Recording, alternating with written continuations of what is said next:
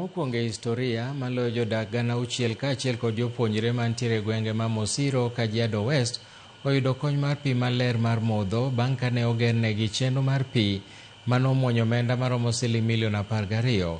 Chenro ma kamano oketi e timo koriwore kod tudruok gi duonde mamoko ma ok mag piny owacho. Geno en ni pigno dhi konyo jopur kendo gi jopiny e tieko gwandruok e kinde ka kinde mosebedo e kindgi kod lee mag bunge e seche ma gidhi tuomo pi. Jopiny bende koro igeno ni ok bigamo tuoche mikelo gi pi mochido moriwo nyaldiema gi tuoche mamoko. Tena ni safi.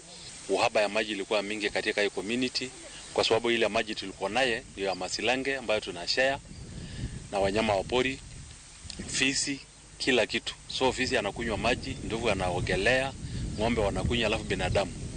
So kwa sababu umetuchimbia boreholes na hii maji umekuja kuwa treated kutolewa chumvi, itasaidia katika surrounding community. It will assist in the boarding for more food, for better food, and also the enrollment for the rescued girls and also the other girls.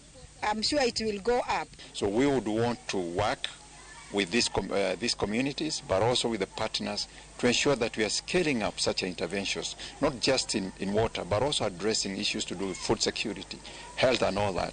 And you know the importance of water addresses all that. Health, food security, and even education, retaining the girls in school. So this is again another indication how much as partners we can do to impact the livelihood of our communities. For this area, the cost of electricity is quite high, and also this is an off-grid area where we don't have electricity. So Davis and Shatleaf came in to also bring the solar systems